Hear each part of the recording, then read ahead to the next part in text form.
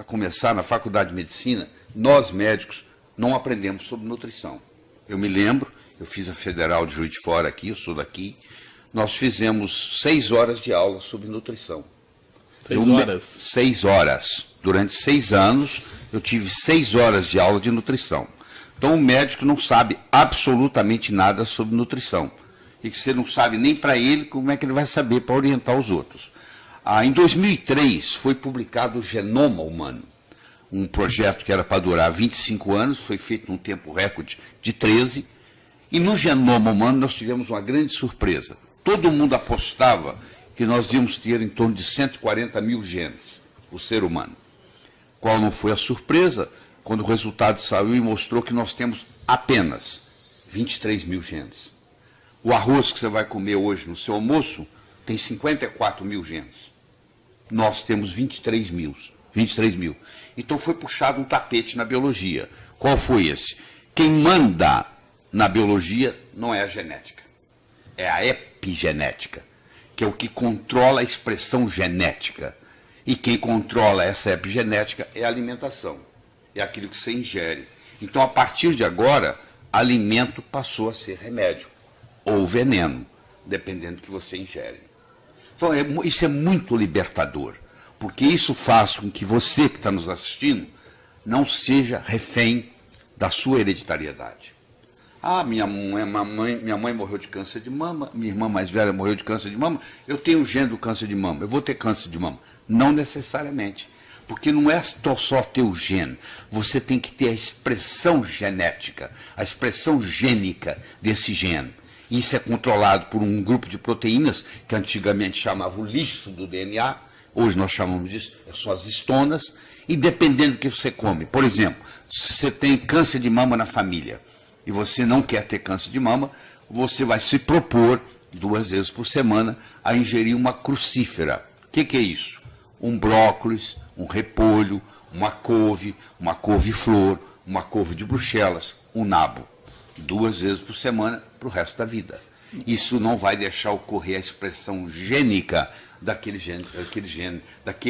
oncogene. Doutor Ley, mas até que ponto essa alimentação, né, que o senhor acaba de citar também, não está também infectada?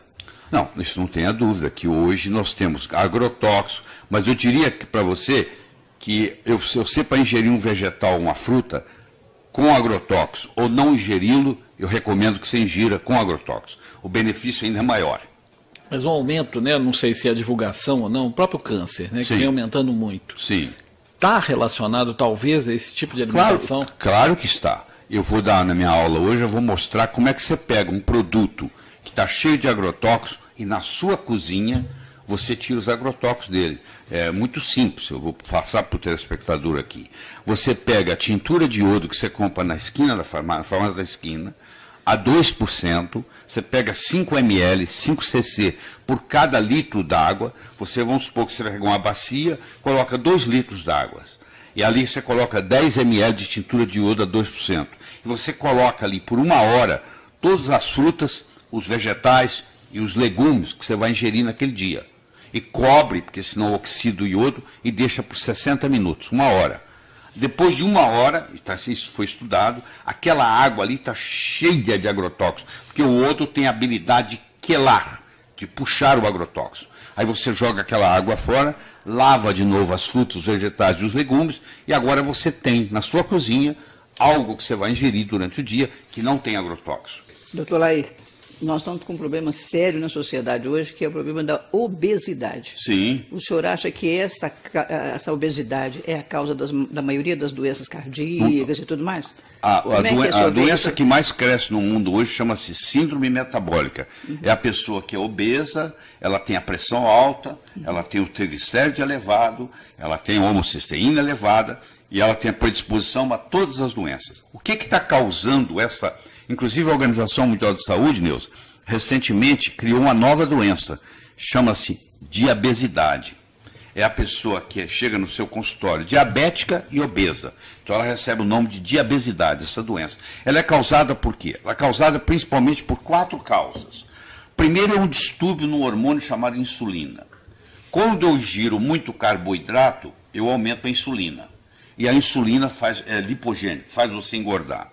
Segundo, é um distúrbio na adrenal. Você está com cortisol demais porque você está estressada. Terceiro, é um distúrbio na tireoide. A tireoide é a glândula responsável pelo metabolismo. E a quarta coisa, que é a mais importante de todas, é que, à medida que o tempo passa, nós vamos aumentando o estrogênio no nosso corpo. Principalmente nós homens. O homem vai envelhecendo, ele vai pegando uma forma feminina. Ele começa a ter mama, o bumbum começa a crescer, ele começa a ter quadril de mulher. Por quê? Ele está recebendo estrogênio. E não é só, se eu tomar um cafezinho quente num copo de plástico, aquele plástico, quando o café quente bate ali, libera uma coisa chamada xenoestrógeno. Isso entra no meu corpo e vai ter uma atividade de estrogenicidade. Quando você soma o distúrbio da insulina, o distúrbio da adrenal, o distúrbio da tireoide não diagnosticada e a predominância estrogênica, você cria um ambiente chamado obesogênico, que gera obesidade. Então, esse ambiente obesogênico aumentou. E com isso, como os médicos não entendem essa dinâmica, eles falam assim, você vai fazer dieta. Tem os últimos 50 anos, os médicos, a medicina vem propondo, para você emagrecer, você tem que fazer dieta e fazer ginástica. E o povo só vem engordando, você já percebeu isso? Só vem engordando. E sempre com aquela sensação de culpa, eu que não estou fazendo. Sensação de culpa. Eu quero que você entenda que a obesidade é uma doença que tem que ser tratada. A dica, né? Qual é o alimento que a gente nunca deve consumir, não deve ser consumido, só para a gente poder encerrar o assunto? O pão que nós comemos hoje não é o pão da época de Jesus. Nos últimos 50 anos, a concentração de glúten no pão, no trigo, aumentou 400%. Na minha casa, ninguém come pão. Eu sei que você escuta isso, não é possível. É tão bom o pão, é bom sim. Ele tem caseomorfina, por isso que ele é bom. Ele é tão viciante quanto morfina. Se eu falar para você parar de comer pão, você vai falar, não consigo.